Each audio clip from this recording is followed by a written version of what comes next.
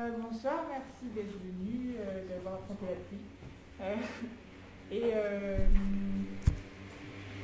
je ne vais pas vous faire le programme des séances prochaines, mais remercie Andy. Alors Mathieu Anzaloni ne peut pas être là finalement ce soir, mais donc ce sera Andy Smith qui présentera pour tous les deux le travail qu'ils ont fait ensemble et qui a donné, à la base c'est un ouvrage qui est là, qui s'appelle donc l'expropriation de l'agriculture française. Et voilà. Donc, je peux le faire tourner. Merci beaucoup. Merci Mélisse. Merci de l'invitation. Merci de cette occasion de parler devant vous de cet ouvrage. Oui, Andy Smith. Donc, je suis chercheur au Centre Lumière d'Urquem, qui est un des labos CNRS rattachés à Sciences Po Bordeaux.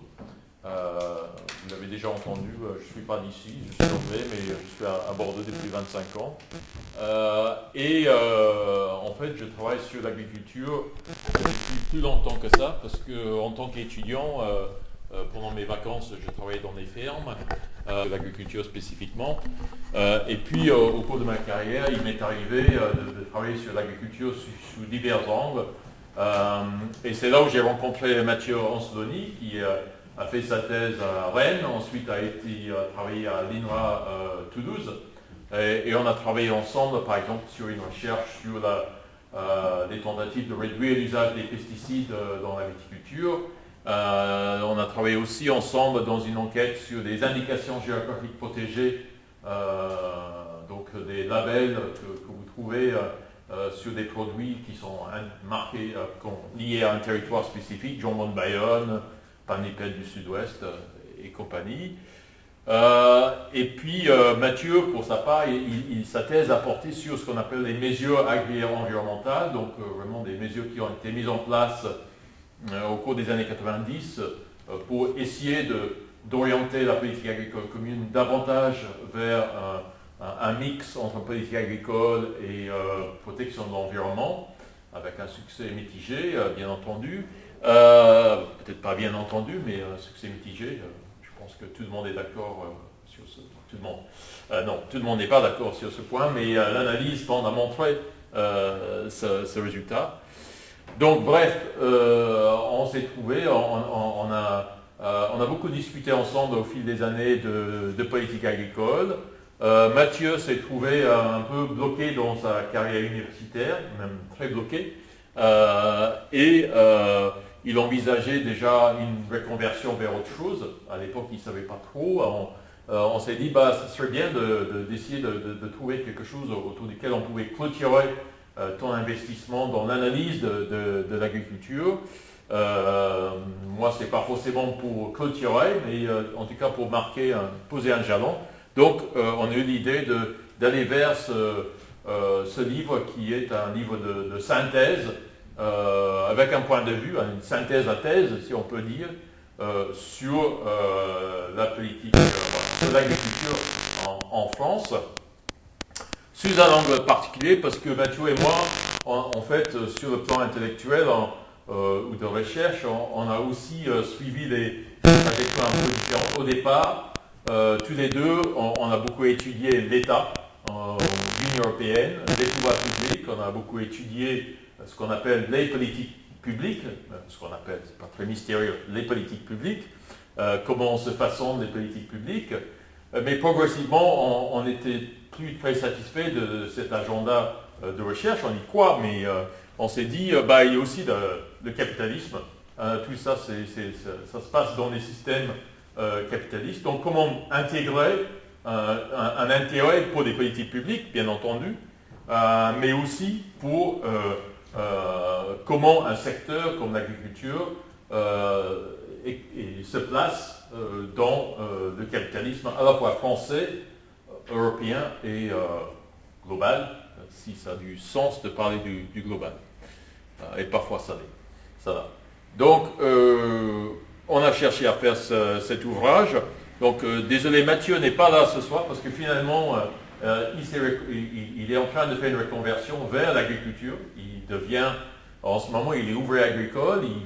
Il se destine à devenir agriculteur. Donc, il cherche à s'installer avec tous les défis que ça implique. Donc, c'est pour ça qu'il n'est pas là ce soir. Donc, ce que je vais essayer de faire, c'est de présenter l'ouvrage et puis surtout laisser beaucoup de temps pour la discussion. Donc, je vais m'arrêter après chaque section, par exemple, si vous avez envie de poser des questions, peut-être de compréhension, ou en tout cas juste de précision en particulier. Peut-être on peut garder pour la fin des questions plus en termes d'analyse, des accords ou des choses comme ça. Mais en tout cas, j'espère qu'on peut rendre la séance la plus interactive que possible. Et je m'attacherai de ne pas être trop long non plus pour garder ce temps d'échange à la fin. Donc, en guise d'introduction, je vais me mettre à côté pour pouvoir voir mes propres diapos. Donc, effectivement, le point de départ, c'est que, en fait, il y a beaucoup de travaux en sociologie, en géographie, en agronomie, dans beaucoup de disciplines qui évoquent les inégalités qui marquent l'agriculture, les inégalités entre les grandes firmes, les petites exploitations, entre les grandes entreprises de transformation comme Lactalis et les quelques transformateurs qui restent dans le secteur laitier, ou les producteurs, bien entendu, qui font ça à la ferme. Il y a énormément d'analyses aussi assez précises qui décrivent en long et en large, ils ont raison de le faire, comment cette agriculture se concentre, se spécialise par région. Je serai amené à revenir là-dessus. Mais ce qui nous a frappé à Mathieu et moi, c'est que, en fait, assez rarement dans ses ouvrages propose-t-on vraiment une analyse de comment se fait-il que l'agriculture en France a pris cette orientation-là et continue à prendre cette orientation-là. On peut peut-être discuter ensuite de pourquoi c'est ainsi. Parfois, je pense que c'est lié, il y a beaucoup de chercheurs qui sont dans une relation de proximité plus grande que nous avec le ministère de l'Agriculture. Il y a beaucoup de commandes de ce ministère, c'est un des intérêts de ce ministère, en fait, produit énormément d'expertise sur l'agriculture, mais de là découlent rarement des prises de position pour essayer d'expliquer l'état de fait, d'expliquer comment cette agriculture est devenue ce qu'elle est devenue en quelque sorte. Donc nous, je vous ai dit, c'est un livre de synthèse à thèse. On ne cherche pas à tout expliquer, mais ce qu'on cherche à mener du début de l'ouvrage à la fin, c'est de mettre en avant que l'agriculture en France, comme dans d'autres pays sans doute, mais en restant sur le cas français, est fortement structurée par ce qui s'appelle en économie politique un régime d'accumulation, c'est-à-dire un faisceau de mécanismes tournés vers une certaine manière d'accumuler du capital et de recycler ce capital toujours dans le même but lié au régime. On reviendrait sur des buts ensuite. À partir de là, on peut mieux voir et on a utilisé à dessein un terme très fort, les processus sous-jacents d'expropriation des agriculteurs par les acteurs qu'on va incarner dans l'analyse. On va les nommer, on va aller progressivement vers ça. Et effectivement, ce sont surtout des acteurs qui représentent la grande agriculture, qui représentent les entreprises de l'aval, qui sont souvent des employés de l'État et qui peuvent même appartenir et être parmi les élites des partis politiques, de droite comme de gauche. En tout cas, je ne sais pas si le PS c'est vraiment de gauche, mais centre-gauche, on va dire. Et donc, notre thèse ne consiste pas à dire qu'il y a un espèce de complot entre les acteurs de ces différents champs. C'est plutôt de dire que pour différentes raisons, qu'on va essayer d'expliciter en partie, qu'il y a eu une convergence au cours des 30 dernières années qui font que les actions de ces acteurs marchent de concert.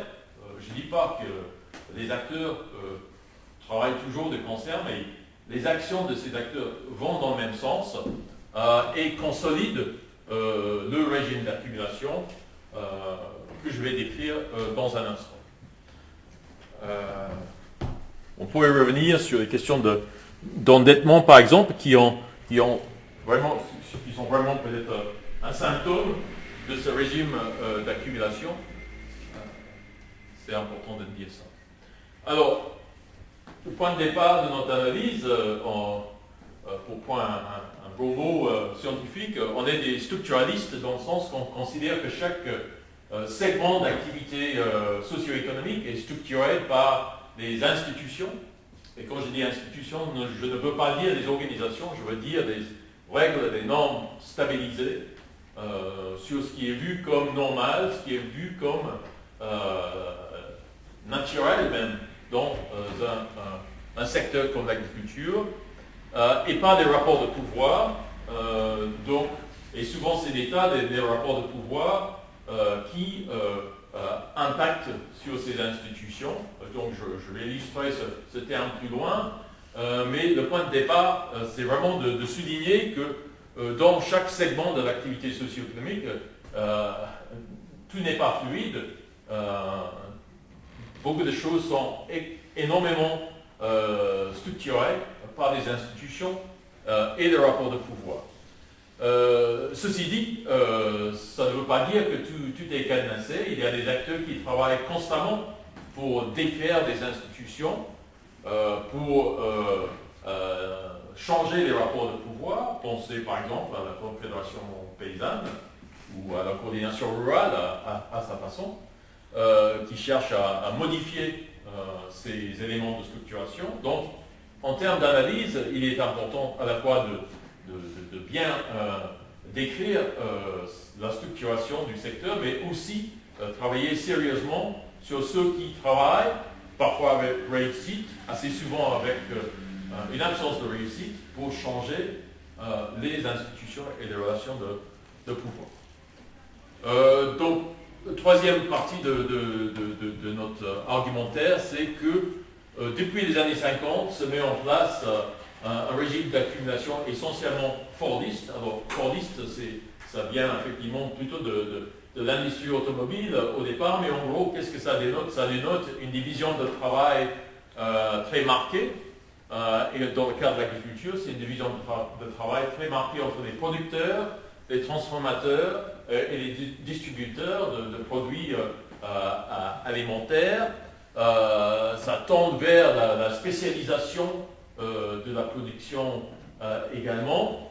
Et on peut dire ça tend aussi vers ce que les économistes disent la captation de la valeur, c'est-à-dire un partage des bénéfices qui généralement favorise les transformateurs et les distributeurs plutôt que les producteurs,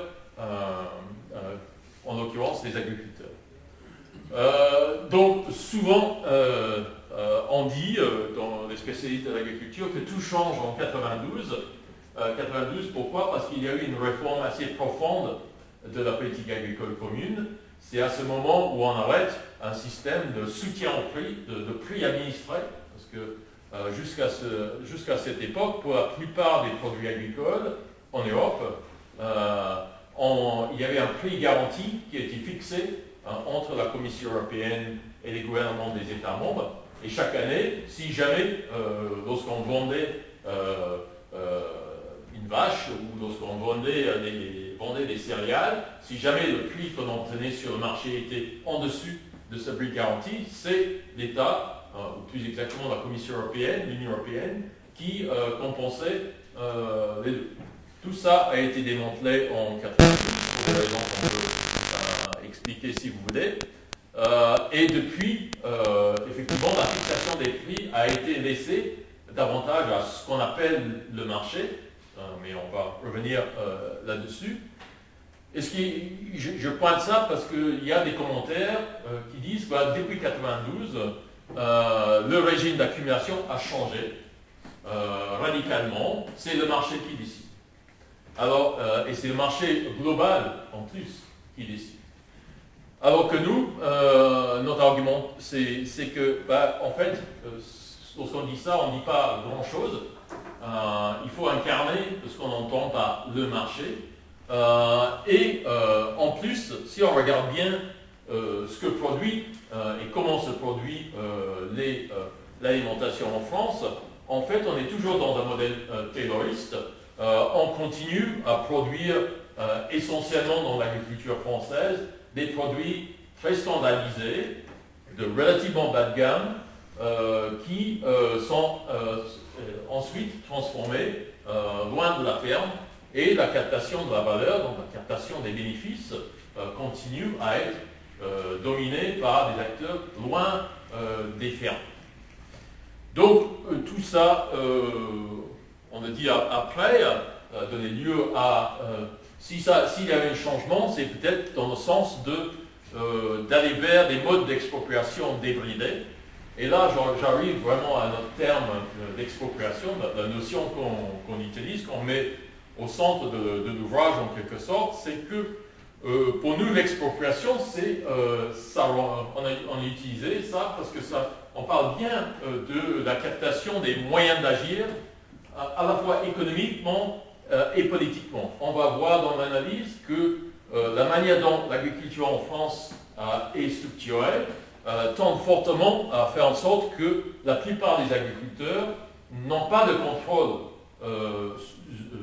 sur ce qu'ils produisent, sur leurs pratiques économiques, et qu'en même temps, et ça va de pair, ils n'ont pas non plus les moyens pour se défendre politiquement. Ces moyens-là aussi ont été expropriés par une minorité de leur profession, appuyée par des acteurs de champs connexes.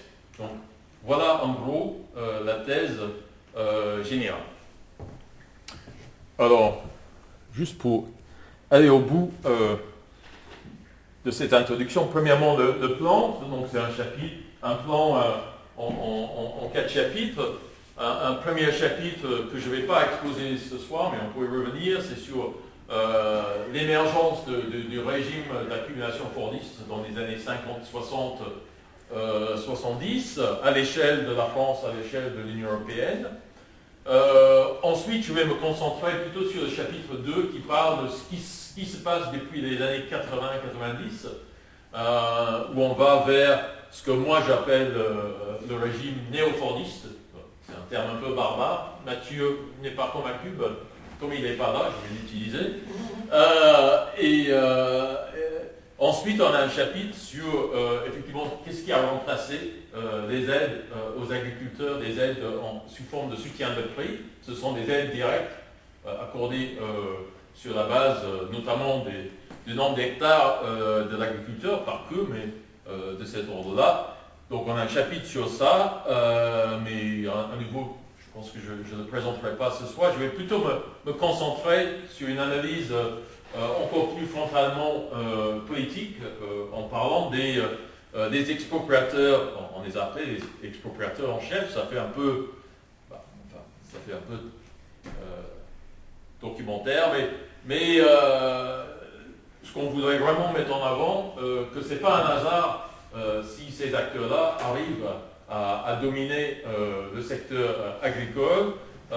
Ils ont en commun un certain nombre de capitaux, de ressources politiques, et qui leur permettent de reproduire les institutions et les relations de pouvoir dont j'ai parlé tout à l'heure. Donc, d'où on parle, je vous ai donné un peu de référence. Donc, je vous ai parlé un petit peu de ça en me présentant. Donc, c'est un ouvrage en partie qui réanalyse les enquêtes que nous avons faites par le passé, mais qui se base beaucoup aussi sur les travaux des autres. Nos travaux sont souvent basés sur des entretiens.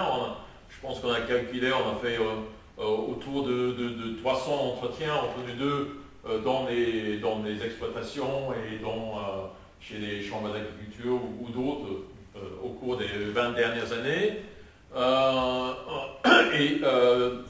termes de production de données inédites, c'est plutôt le chapitre 4 sur les élites, où on a produit des choses nouvelles, si je peux dire, et je reviendrai sur ça.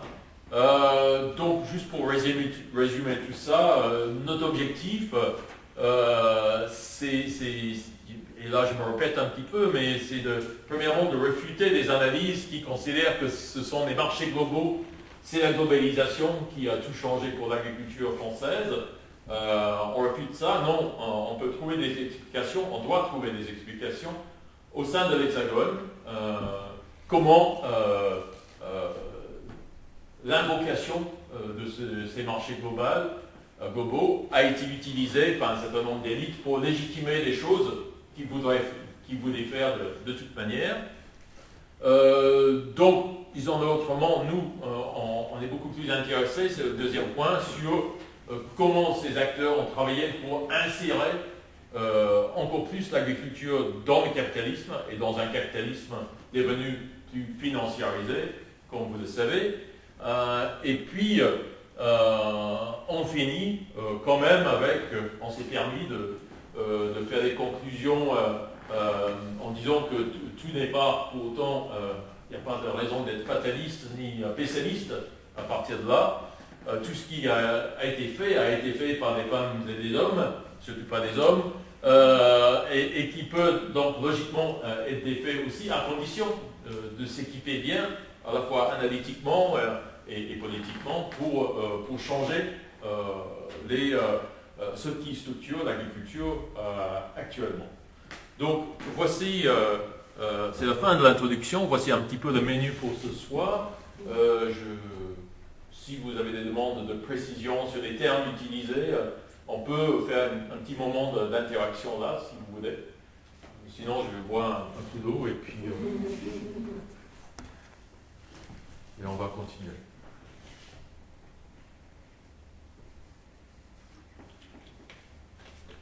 Bon, partons sur le chapitre 2. Alors.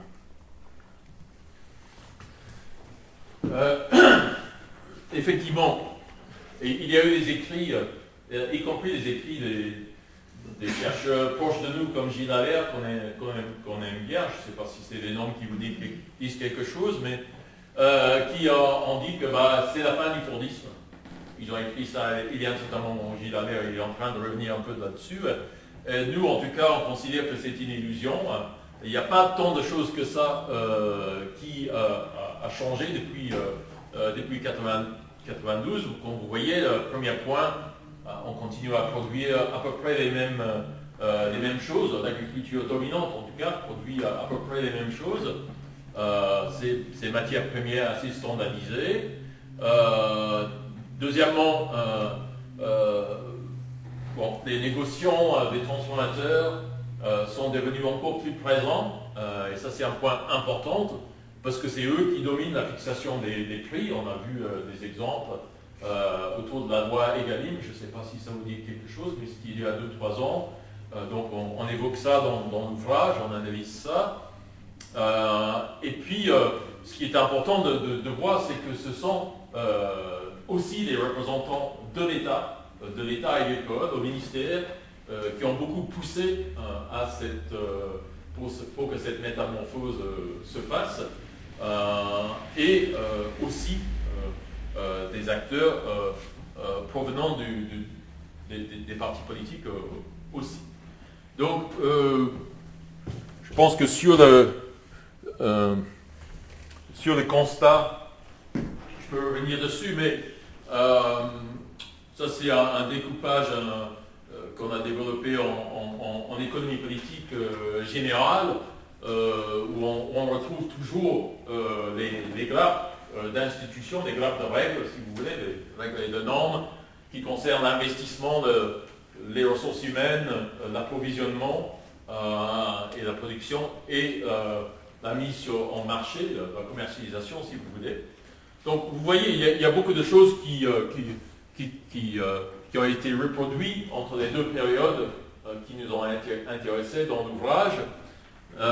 Mais ce qui marque la période néo-fordiste, c'est premièrement en lien avec cette évolution du capitalisme vers davantage qui est plus financiarisé, qu'il y a aujourd'hui des ressources un peu plus diversifiées que le crédit agricole disponibles aux agriculteurs pour investir dans des robots à traire ou des choses de ce type.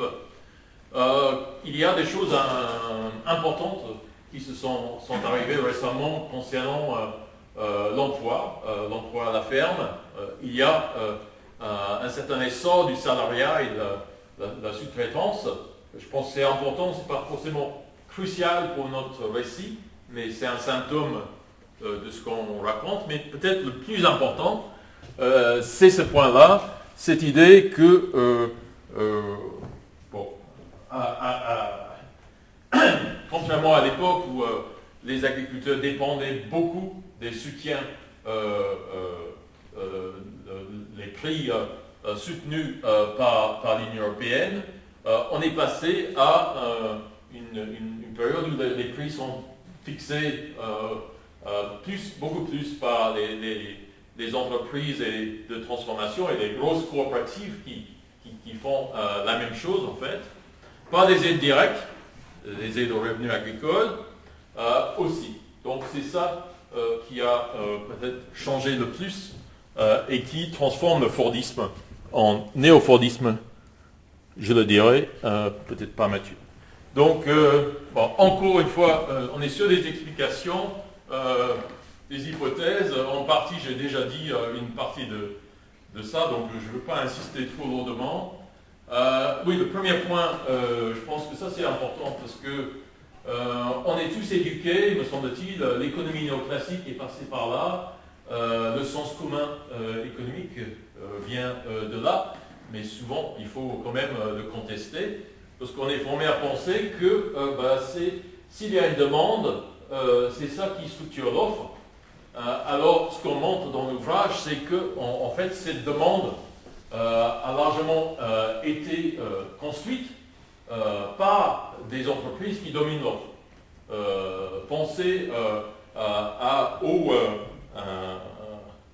comment ça s'appelle les repas qu'on chauffe le soir, les repas cuisinés.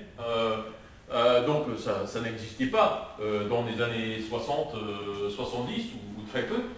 Je suppose que ça existait sous une autre forme. On parlait de manger des choses en boîte. Mais tout ça a été poussé par les grandes entreprises de la distribution, bien sûr, mais aussi celles de la transformation, parce qu'ils savaient qu'ils pouvaient produire ça et mettre ça sur le marché à coup de marketing, de matraquage. Et c'est aussi ça qui explique, par exemple, vraiment quelque chose qui m'a marqué, l'explosion de la production des carottes en France. C'est pas parce qu'on mange davantage des carottes crues, qui seraient très bonnes pour la santé, c'est surtout parce que ces carottes sont utilisées pour bourrer ces plats cuisinés. Donc, ce qu'on voudrait vraiment insister sur ce point, c'est que en fait, la demande, loin d'être spontanée, est très largement façonnée par l'offre, et plus exactement par les entreprises qui dominent cette offre. Et ces entreprises sont celles de la transformation et de la distribution, bien entendu. Les agriculteurs ont plutôt suivi, les agriculteurs, les élites ont plutôt suivi ce que leur a vendu comme message la transformation et la distribution. ils ont acheté cette recette-là très globalement. Donc, les autres points, je pense que j'ai déjà insisté sur ça, sauf peut-être vers la fin, le point sur le taux d'endettement inédit, parce que en fait, dans un système où les prix varient beaucoup, où les prix sont dominés par l'aval, en fait, pour réduire un peu les incertitudes, les agriculteurs, la plupart d'entre eux, considèrent qu'ils n'ont un seul choix, c'est de produire plus de volume. Et pour ce faire, il faut qu'ils accumulent plus de moyens de production, donc plus d'endettement pour les acheter. Et ça explique, c'est aussi ça qui explique le taux d'endettement inédit qui frappe les agriculteurs contemporains. Alors, dernier point avant d'aller plus loin, oui, il y a des agriculteurs qui disent non, je ne vais pas marcher dans ça, je vais produire mes légumes, ou je vais produire mon lait, le transformer, je vais le vendre sur les marchés, donc je vais vendre en circuit court. Et effectivement, c'est une stratégie, mais il faut rappeler que il y a autour de ça varie par les produits, mais même pour les fruits et légumes, ce n'est que 7 ou 8% des légumes en France qui sont vendus via des circuits courts. Donc il y a quand même 92% qui sont vendus par le circuit long. Oui, il y a d'autres agriculteurs qui disent non, on va se mettre dans l'agriculture biologique, en partie parce que c'est beaucoup mieux pour l'environnement. Deuxièmement, ça bénéficie d'un label où on peut vendre nos produits un peu plus chers. Et troisièmement, on peut ainsi s'autonomiser des grandes sociétés de transformation et de distribution.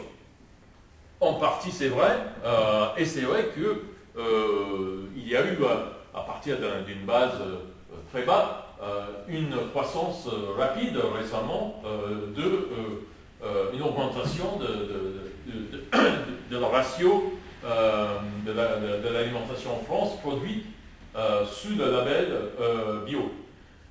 Mais à nouveau, ça ne dépasse pas les 10%.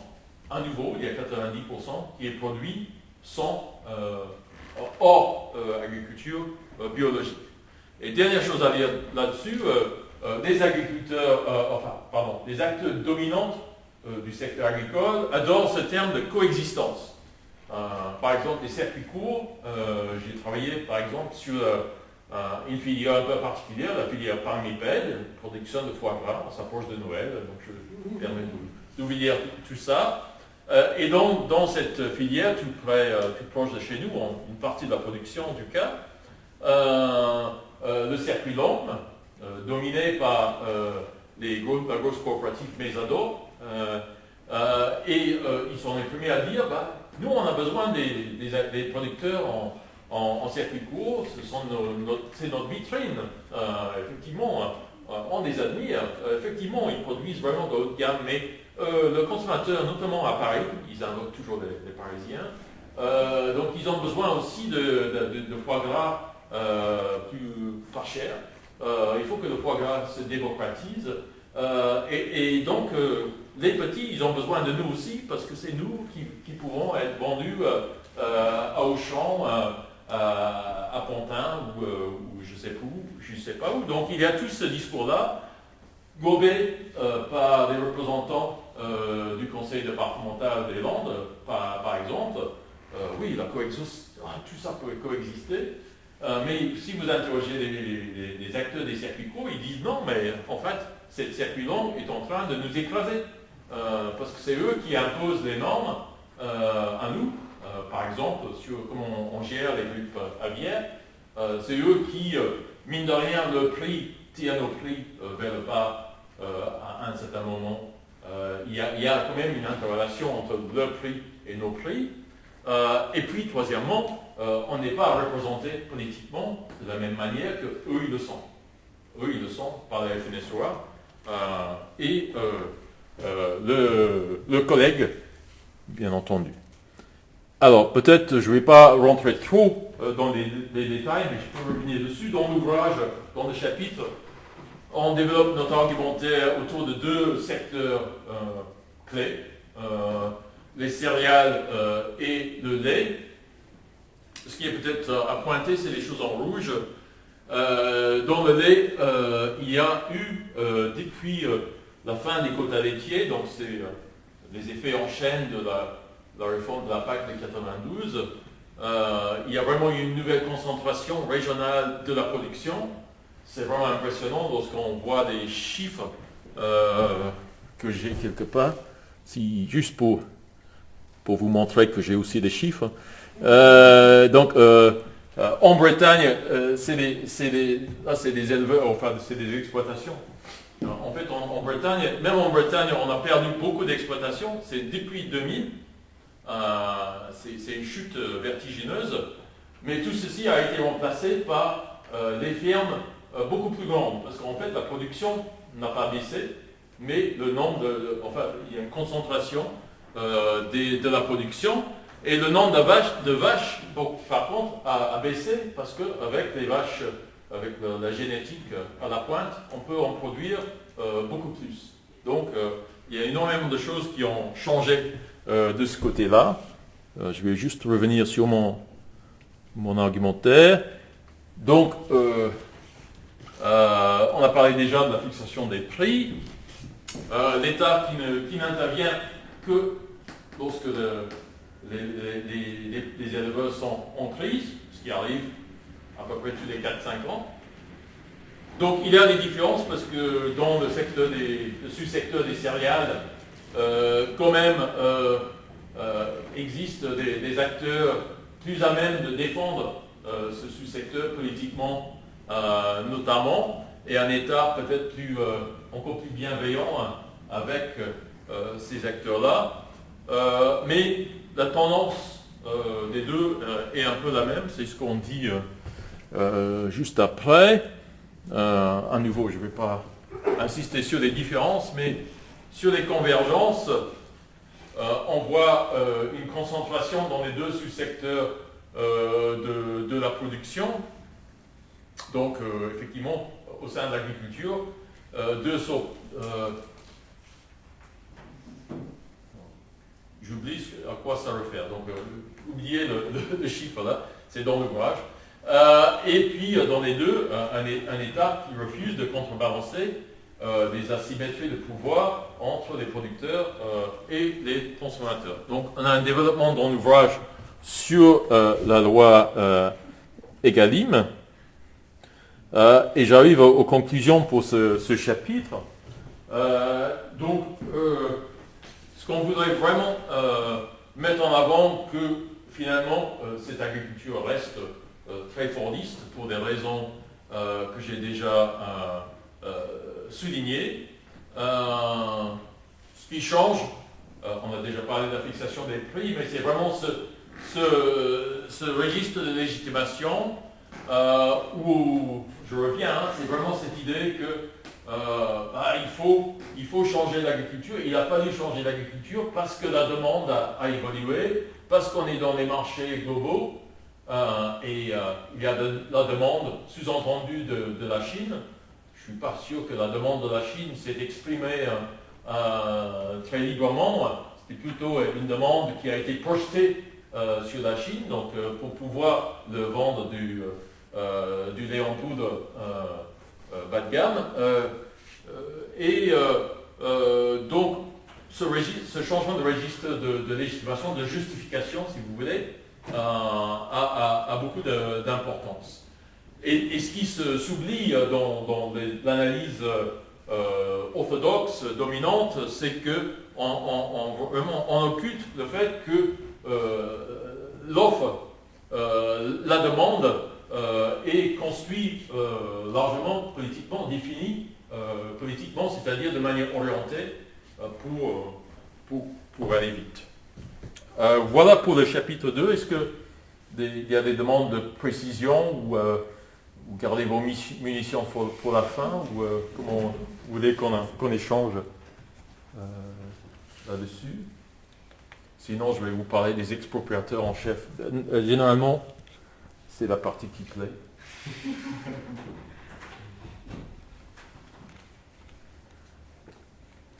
Bien, comme je vous ai dit, la partie où on a vraiment produit des données pour l'ouvrage a concerné les acteurs qui dominent 4 champs différents qui ont une importance pour l'agriculture en France. Le champ agricole, de la production agricole, si vous voulez. Donc, la FNSEA en tête, mais pas que la FNSEA. Le champ, le segment du champ économique dominé par les entreprises de transformation et les grosses coopératives. Troisièmement, le champ bureaucratique, donc tout ce qui gravite autour du ministère de l'Agriculture. Et quatrièmement, le champ, nous on appelle ça les professionnels de la politique, les élus, et le cabinet. Et donc, je vais vous exposer un peu les résultats de notre enquête. Donc, on va voir, premièrement, que, et je répète, il n'y a pas de grand complot, il n'y a pas forcément des acteurs qui se sont toujours mis d'accord pour travailler dans un sens, mais mine de rien, il y a une convergence forte entre les orientations poussées par les acteurs dominants de chacun des 4 champs que je viens de lister. Deuxièmement, ce qui est frappant, vraiment pour ce qui concerne le rapport entre public et privé, c'est cette porosité des frontières de l'État agricole, où effectivement, et c'est ça, nous on soupçonnait ça, mais on était quand même étonnés à quel point les représentants de l'État marchaient à fond dans la mutation entre le Fordisme et le néo-Fordisme que je viens de décrire et qui faisait l'objet du chapitre 2. Voilà, donc en termes de méthode, on a fait beaucoup de travail sur les biographies, sur les trajectoires, à la fois des attributs sociaux, c'est-à-dire où est-ce que les élites des différentes instances ont été formées, quelles ont été les trajectoires en termes de postes de responsabilité, donc comment ont-ils accumulé des ressources plus relationnelles, et pour commencer par la FNSEA, ce qui est frappant, c'est premièrement qu'il y a quand même beaucoup dans le temps, c'est un tableau qui porte sur 20 ans, il y a quand même un certain nombre d'acteurs qui restent à des positions d'autorité longtemps. Ce n'est pas un phénomène nouveau en France, on le sait. La France c'est bien connu pour être une gérontocratie et ça se reproduit dans l'agriculture. Mais c'est assez frappant de le voir ici. Plutôt masculin, ça ne va pas vous surprendre, mais il y a une certaine Christiane Lambert qui devient assez omniprésente aussi. Ce qu'on ne voit pas dans ce tableau, mais il y a beaucoup plus de chiffres là-dessus dans l'ouvrage, c'est qu'en fait, c'est un syndicat de patrons aux mains des grands patrons, dans le sens que ces personnes-là cumulent des responsabilités. Ils sont certes chefs d'exploitation, mais ils sont aussi généralement présidents d'une coopérative ou d'une entreprise de transformation, aussi parfois des élus locaux, mais rarement de nos jours. Ils cumulent plutôt des mandats professionnels, que ce soit dans des sous-secteurs spécialisés de l'agriculture ou de la transformation, ou au Crédit Agricole, où ils sont souvent dans des conseils d'administration, sinon national, alors régional. Donc, il y a toute une série de choses qui participent au pouvoir de ces acteurs-là. Donc, on n'a pas pu aller plus loin là-dessus parce que la FNSOA est un omerta. On a cherché à avoir plus de données sur le conseil d'administration, qui est le conseil élargi. Ils nous ont refusé accès à ça. Mais bon, dans l'ouvrage, on a quand même pu dire un peu plus de choses sur la FNSOA que ce qui se sait déjà. Mais c'est pas là, me semble-t-il, la valeur ajoutée de l'ouvrage, me semble-t-il. On redit des choses qui ont largement été dites et montrées ailleurs. Par contre, pour l'instant, on n'a pas vu d'analyse vraiment sur comment est structuré le ministère de l'Agriculture. On sait depuis longue date, pendant longtemps, on a parlé de la co-gestion entre ce ministère et la FNSOA. Certains autres chercheurs ont parlé du néocorporatisme pour caractériser ces relations. Tout ça, effectivement, il me semble que c'est assez démontré. Mais ce qu'on a cherché à aller plus loin pour essayer de définir comment, au sein de ce ministère, un certain corps administratif, le corps des IPEF, donc qui a été réformé, avant c'était les YF, c'est devenu des IPEF, et en étant réformés, ces personnes formées qui rentrent dans ce cours, en fait, au fil des années, ils deviennent de plus en plus détachés de l'agriculture et de plus en plus insérés dans une formation et un monde de gestion qui les approche de plus en plus des entreprises de transformation alimentaire. Donc, effectivement, ça passe par des choses qui peuvent paraître anecdotiques, mais au cours de la formation, ils font beaucoup moins de stages dans les exploitations. Ils travaillent plus, les stages sont plus dans des entreprises ou dans des organismes, des offices. Donc il y a un changement assez important là-dessus. On a c'est pas des données suffisamment solides, mais il y a une hypothèse forte annoncée par certains IPEF qu'on a interviewés aussi, que de plus en plus cette élite agricole s'est parisianisée, c'est-à-dire il y a de moins en moins de fils et de filles de l'agriculture, ou même de petits-fils, petites-filles d'agriculteurs ou d'agricultrices. Il y a une déconnexion de tout ça, et au sein même, notamment de cette direction générale, Direction générale de la production, je ne me souviens plus, mais c'est la direction vraiment centrale du ministère de l'Agriculture. De plus en plus, on ne parle plus de production agricole, on ne travaille pas dans la direction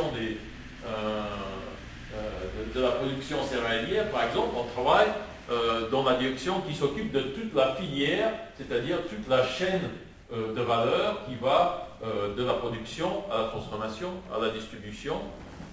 Donc ça change un petit peu la manière, bon, ça change assez sensiblement la manière dont le travail de ceux qui sont au ministère de l'Agriculture est cadré et orienté. Et là, il y a juste quelques chiffres sur comment, au fil des années, ça c'était en 2014, pardon, mais on a aussi des chiffres dans l'ouvrage sur la tendance dans le temps, sur le pourcentage des postes à haute responsabilité qui sont prises par des IPEF au sein de cette partie-là de l'administration centrale. Mais l'affaire ne s'arrête pas là. Il est aussi question des ministres. Et le garde rapproché, le cabinet. Donc, ce qu'on peut dire de manière générale, il y a dans un gouvernement de droite une stratégie un peu différente par rapport à l'agriculture et à la FNSOA en particulier. Ça va surprendre personne, mais effectivement, à droite, on l'a dit comme ça, on ménage son électorat. Donc on est peut-être encore plus à même de suivre ce que désirent les élites du champ agricole. mais on est tout à fait ouvert aussi à ce que préconisent les élites des entreprises de transformation aussi, alors qu'à gauche, et le ministre du président Hollande, Stéphane Le Foll, démontre ça à nouveau.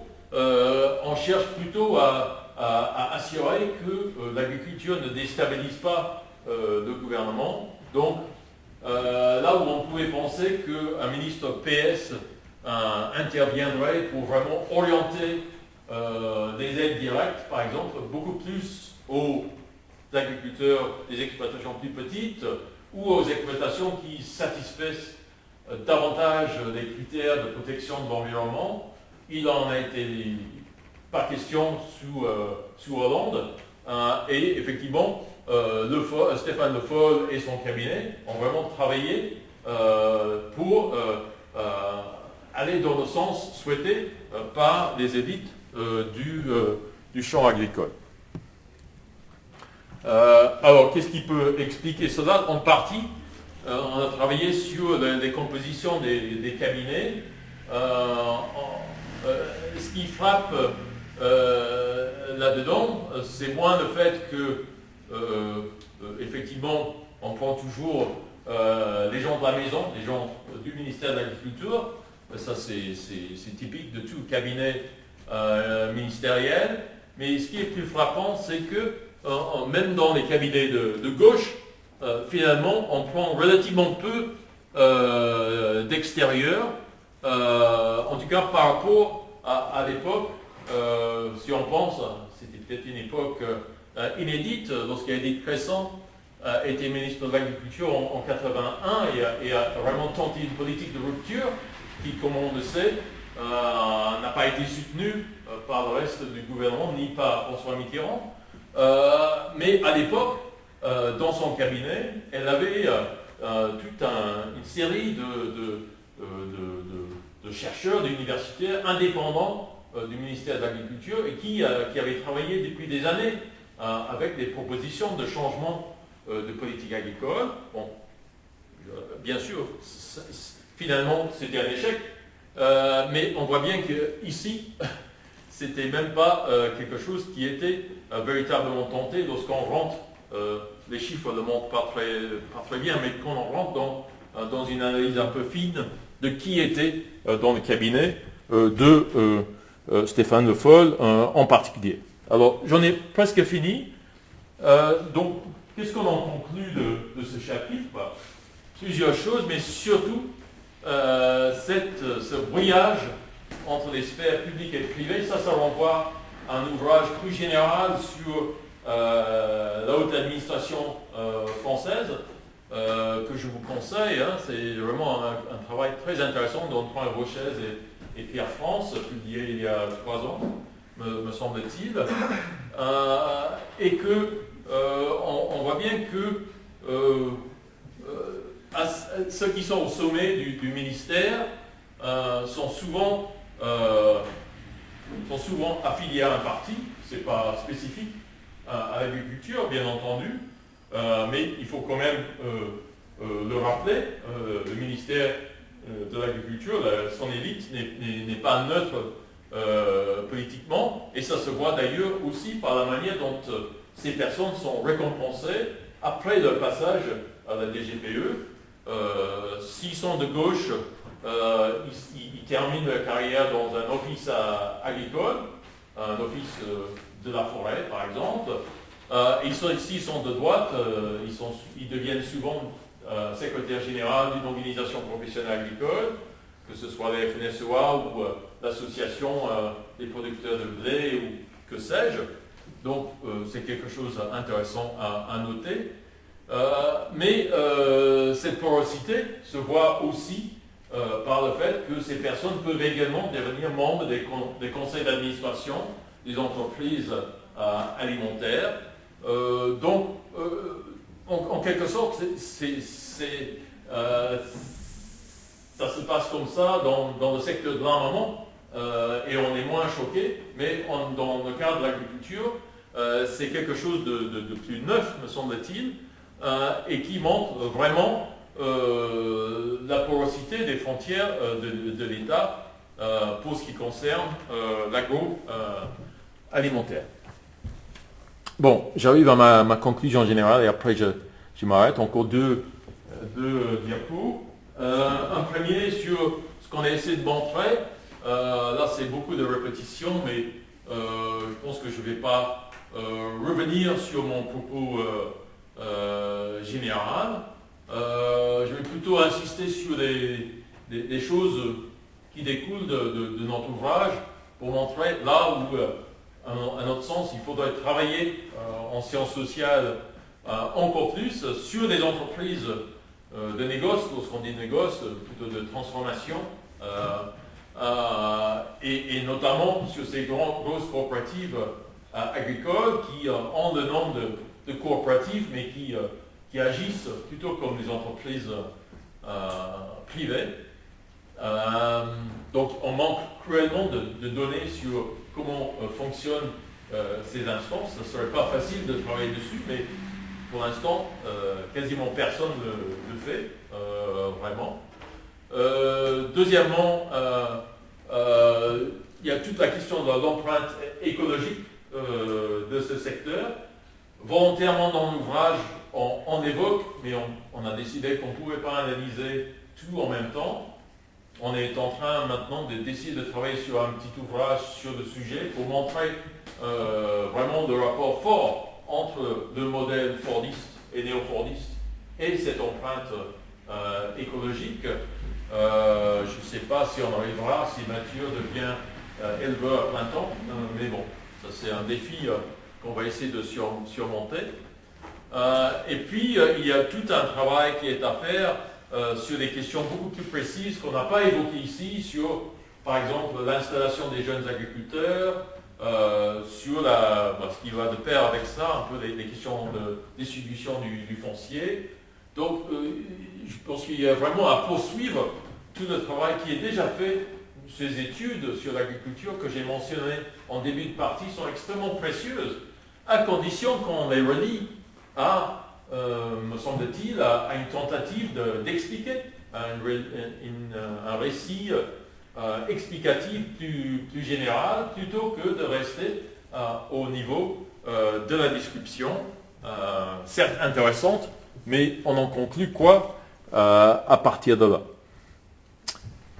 Enfin, je vous ai dit, pour des scientifiques, on a pris des risques. Ce n'est pas vraiment des risques dans le sens général du terme, mais pour proposer autre chose, je pense que pour aller au-delà de la mythe, que tout est tiré par la demande, que ce soit la demande nationale ou internationale, il me semble qu'on peut dire que collectivement, et notamment au sein de l'État, on devrait essayer d'agir sur l'offre.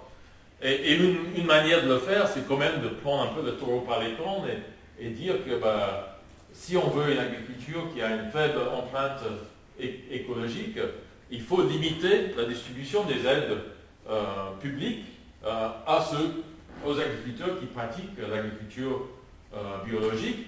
Évidemment, il ne faut pas faire ça d'un jour à l'autre. De toute façon, on aurait la révolution si on faisait ça. La révolution dans les campagnes. Mais il nous semble que ça serait quand même pas incohérent d'agir ainsi. Ce n'est qu'une proposition. Évidemment, il faut agir sur l'installation. On sait que la plupart des agriculteurs en France sont plutôt âgés. Il y a des problèmes énormes de succession dans beaucoup de territoires. Donc, une nouvelle politique d'installation est appelée à voir le jour. Deuxièmement, je pense que ça va de pair aussi avec, mettons en place, mettons en avant les dangers d'une spécialisation alimentaire par région. Donc, ça a beaucoup d'effets secondaires assez négatifs, et notamment pour ce qui concerne la fixation des prix. Et puis, enfin, sur les questions de concurrence, et là je pense notamment concurrence telle qu'elle est pratiquée ou pas par les grandes entreprises de transformation comme Lactalis, que l'État joue son rôle, comme on dit. Il y a des dispositifs, il y a du droit qui existe pour casser les effets d'abus de position dominante, pour lutter contre les oligopoles.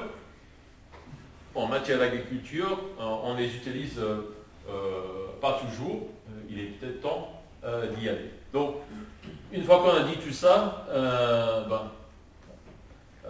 évidemment, ce sont juste des propositions, mais plus généralement, un peu le message de l'ouvrage, c'est que ceux qui veulent un changement dans ce sens-là, ceux qui sont vraiment les premiers intéressés, on les encourage à s'équiper en ressources politiques, bien sûr, mais aussi à s'équiper en analyse de la situation de leur industrie, de leur secteur.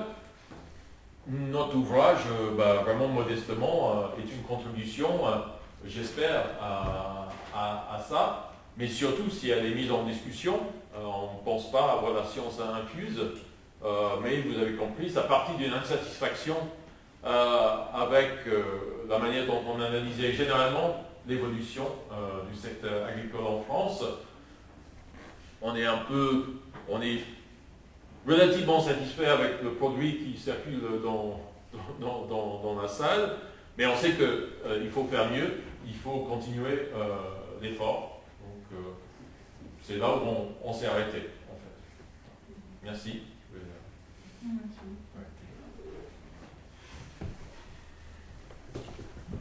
Du coup, c'est à vos questions, à vos commentaires, à vos discussions.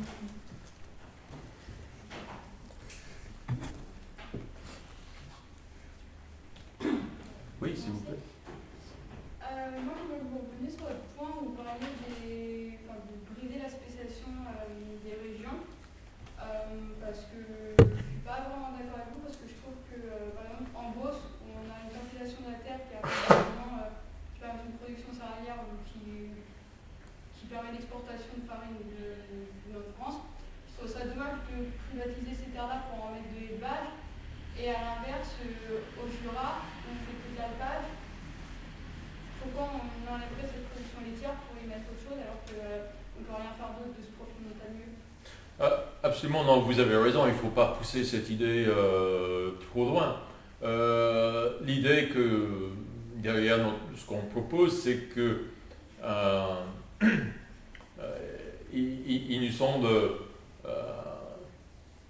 plus salutaire de tendre vers un peu plus de mixité de type d'agriculture par région qui existe actuellement, ne serait-ce que pour fournir à la population locale et les villes à proximité en matière, en produits frais. Évidemment, ça ne concerne pas des céréales, mais c'est aussi dans le but de minimiser les transports, des choses de ce genre. L'autre argument, c'est aussi, ça va de pair avec des questions de fixation de prix. Donc, comment aller vers un système où il y a une véritable négociation entre des acteurs qui représentent la production agricole dans une région et ceux qui représentent la transformation. Le fait est qu'actuellement, avec cette spécialisation par région, et puis souvent des transformateurs éloignés des lieux de production, en fait la négociation devient, pour beaucoup des agriculteurs, quelque chose de relativement, j'allais dire abstrait, c'est pas vraiment le terme, mais un peu déconnecté de territoire. On s'est demandé si, en territorialisant davantage cette relation, peut-être on pourrait aller vers une relation un peu plus équilibrée. Enfin, mais vous avez absolument raison, on ne va pas commencer à mettre les céréales en montagne, ça serait un non-sens agronomique, mais en même temps, il y a des régions qui ont perdu une bonne partie de leurs vaches laitières parce que la production s'est concentrée en Bretagne, par exemple, avec des méthodes extrêmement intensives de production et avec tous les effets écologiques, mais aussi les effets sur les agriculteurs qu'on connaît. Ça, c'est typiquement le genre de proposition. Il faudrait qu'on travaille avec d'autres pour préciser, parce que dit comme ça, ou dit comme je l'ai dit, c'est pas très clair. Je voudrais juste, comme il y a une question un peu là-dessus, j'en profite. Comme c'est assez rare d'avoir des propositions à la fin d'un livre, et puis comme voilà, c'est des choses que vous avez discuté, le livre là, pour qui vous l'avez écrit et à qui vous l'avez présenté, est-ce qu'il y a déjà eu des discussions, vous aimeriez que ça circule dans quel cercle? Oui, effectivement, entre ce qu'on aimerait et ce qui se fait, mais donc on a fait pas mal de marketing, on va dire. Comme d'habitude, il n'y a pas de service marketing pour le croquant, donc on a fait nous-mêmes. On a envoyé des flyers à la Confédération paysanne à l'échelle nationale et dans plusieurs régions, parce qu'on pense que c'est un syndicat qui n'est pas à 1000 km de types d'analyse et des types de préconisations qui sortent de l'ouvrage. On n'a pas écrit l'ouvrage pour eux, mais on s'est dit peut-être on pourrait avoir un écho et il pourrait y avoir des choses à discuter là-dessus. Pour l'instant, on n'a pas reçu d'invitation directe à présenter l'ouvrage 2, mais il y a des réseaux plus spécialisés, un réseau qui s'appelle Impact, qui est un réseau d'agriculture, le terme, j'aime pas trop, mais agriculture un peu alternative. Donc Mathieu a fait une intervention la semaine dernière devant eux, c'était en Zoom. Pour l'instant, on est plutôt intervenu, on était invité, ça fait trois unités d'INRA où j'ai été invité, où on a fait des exposés à Dijon, Toulouse et à Bordeaux-Cestas. Et puis il y a des choses qui vont se faire à Paris en janvier. Voilà, on continue, on envoie, on suscite, mais on le sait, il y a beaucoup de livres sur le marché, il y a beaucoup de choses à lire. Mais peut-être le temps, je pense qu'on va rentrer de toute façon dans une période assez intense en France de discuter de la mise en œuvre de la prochaine PAC. Il y a une mise en œuvre nationale, cette fois-ci, avec plus de marge de manœuvre sur comment on met en œuvre cette politique agricole commune au sein de la France. Donc j'ai la faiblesse de penser que peut-être on pourrait être impliqué à ce moment-là. Par ailleurs, moi personnellement, pour d'autres raisons, j'ai été invité à faire un petit travail pour le Haut Conseil du climat, donc, qui est une instance liée au Premier ministre qui ça travaille sur le climat. Et il ne savait pas qu'on avait fait cet ouvrage, mais il veut un travail sur l'empreinte écologique de l'agriculture. Donc on va en profiter pour pousser les pions là. Donc voilà pour répondre à ta question.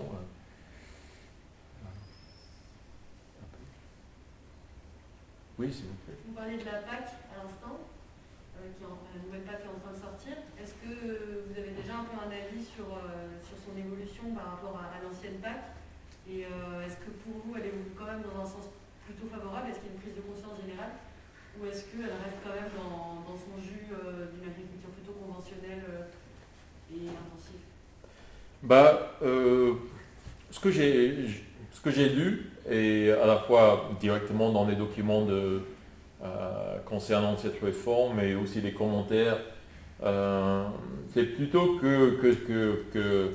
d'une part, comme j'ai dit, il y a beaucoup de choses qui restent à jouer à l'échelle nationale, mais quand même, à l'échelle européenne, on aurait pu fixer les bornes un peu plus fermement, ne pas donner une latitude aussi forte qu'ils l'ont fait aux États pour, par exemple, sur les aides directes, pour les orienter vers certains types d'agriculture et pas vers d'autres. Donc, comme d'autres, et d'autres le font mieux que moi, on a montré un certain décalage entre cette réforme de la PAC telle qu'elle existe aujourd'hui et le Green Deal global européen, parce qu'on sait bien que si on veut réduire l'empreinte carbone de l'agriculture, en France c'est autour de 19-20% de l'empreinte carbone et viennent de l'agriculture. Il y a un décalage, une contradiction, me semble-t-il. Donc, de manière générale, il y a une certaine ouverture d'aller vers davantage de verdissement. Mais en même temps, d'une part, je pense que ça reste vraiment à confirmer. Si j'étais un acteur politique, je resterai vigilant sur ce point. Et analytiquement, je reste vigilant. D'autre part, des questions d'inégalité, des inégalités au sein de l'agriculture française me semblent peu abordées dans cette réforme de la PAC pour l'instant. Peut-être j'ai tort sur ce qui va se passer sur la traduction nationale, mais quand je vois que l'Assemblée permanente des chambres d'agriculture se félicite de cette réforme largement, je peux avoir des doutes. Parce que quand même jusqu'ici, ils se sont montrés comme étant des agents de la reproduction et du conservatisme avec un petit c assez fort. Oui, s'il vous plaît. Est-ce que vous avez une idée de comment ramener l'agriculture dans le débat public en France? Parce qu'on parle beaucoup des chasseurs comme représentants de la ruralité, mais c'est quand même plus, de mon avis, les agriculteurs qui font cette ruralité, et on ne les entend pas à la radio et on n'en entend pas dans le débat public, alors que ils font plus de choses et ils sont essentiels aussi. Oui, c'était une très bonne question. Alors, ce qui est... moi, je pense que probablement la façon de le faire dans une France qui est quand même à dominant urbain, c'est d'y aller via l'alimentation. C'est de commencer c'est un grand terme, une conversation nationale sur l'alimentation dont on veut et qu'est-ce qui structure aujourd'hui l'alimentation qui est là, l'offre actuelle. Bon, ça se discute dans les documentaires, souvent sous l'angle du sensationnalisme, souvent vraiment sur des pratiques tellement grossières, ça en jette, oui, on en parle. Mais parler plus sereinement de comment on est arrivé là où on est arrivé. J'ai la faiblesse de penser que progressivement, ça peut nous ramener à discuter de quelle alimentation on veut et donc de quelle agriculture et de quelle campagne aussi. Donc moi, je suis absolument d'accord avec votre point de départ.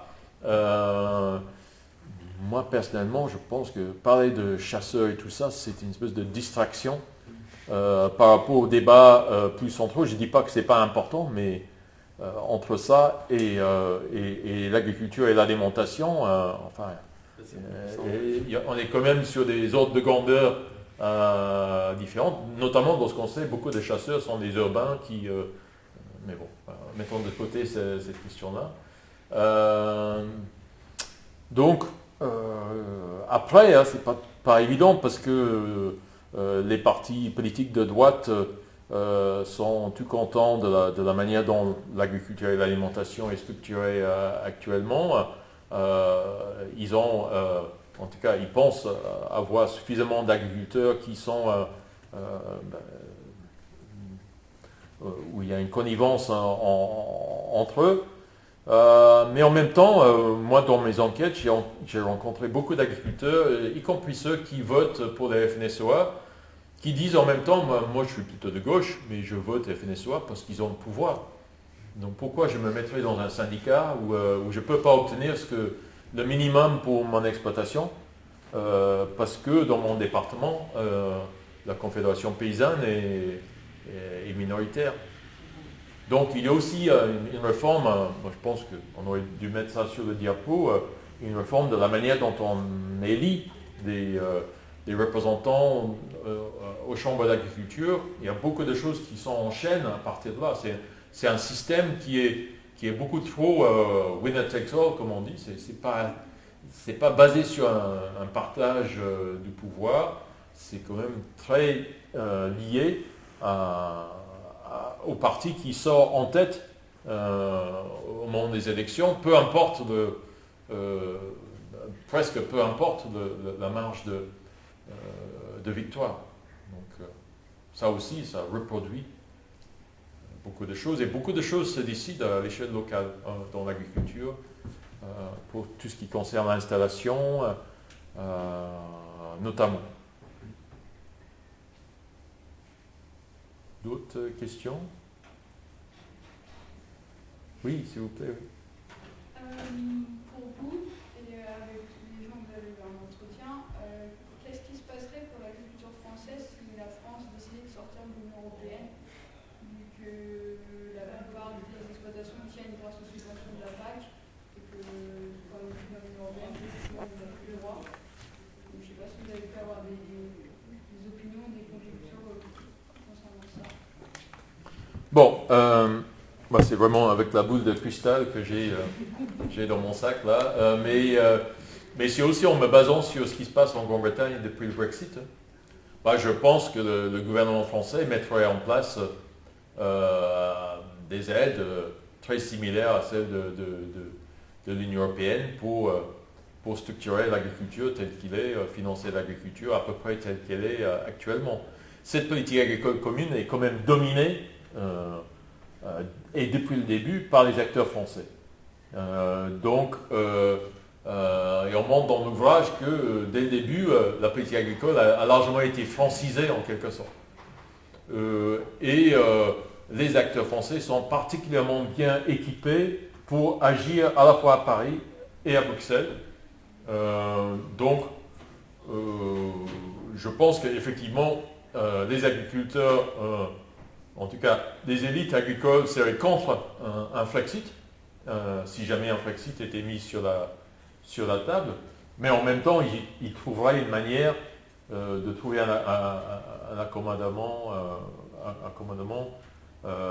donc pour refranciser en quelque sorte la PAC, me semble-t-il. Et je dis ça aussi parce que, en fait, une situation très paradoxale en Grande-Bretagne, on a montré que les agriculteurs britanniques étaient majoritairement pro-Brexit, donc ils ont eu ce qu'ils ont voulu, même si les élites agricoles britanniques étaient farouchement contre le Brexit. Mais aujourd'hui se met en place une politique agricole britannique qui singe largement la politique agricole commune. Donc, dans les deux pays d'ailleurs, on connaît, peut-être encore plus en Grande-Bretagne, les histoires où on a laissé l'agriculture sans politique publique, encore plus que c'est le cas aujourd'hui, et c'était catastrophique pour les agriculteurs. Et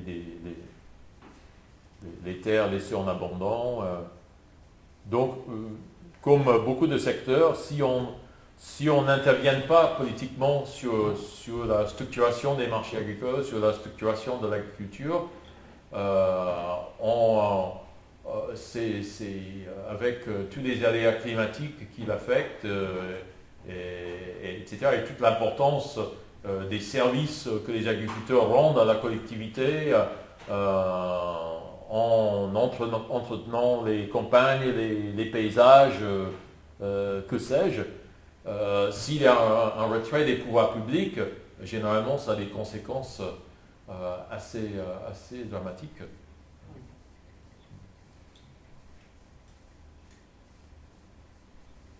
Oui, mais... Une petite curiosité, elle me demandait pourquoi Mathieu il n'est pas trop d'accord avec néo-fordiste. Enfin, ça renvoie à quoi la qualification Oh, je pense que... Je sais pas. Néo-fordiste, peut-être le terme néo... Je sais pas. Moi j'aime bien néo parce que ça montre qu'il y a un changement, mais c'est pas forcément c'est pas du post. On n'est pas dans le post-fordisme. Donc néo, ça montre que ça a changé, mais c'est pas dans le post. Bon, Mathieu, des fois, bon, ça me prend un peu de temps pour le convaincre. Mais, comme il n'est pas très disponible en ce moment. Mais donc je pense qu'il n'y a pas un désaccord de fond. Mais, voilà. Et d'ailleurs, on a travaillé par ailleurs, on a fait un travail sur la manière dont l'État intervient dans l'industrie en France de manière générale, et on a appelé ça du néo-dirigisme, parce qu'on trouve que le dirigisme dans plein des industries n'a pas disparu. Vous connaissez tous le discours général, c'est que tout s'est néolibéralisé, l'État est parti, tout fout de camp.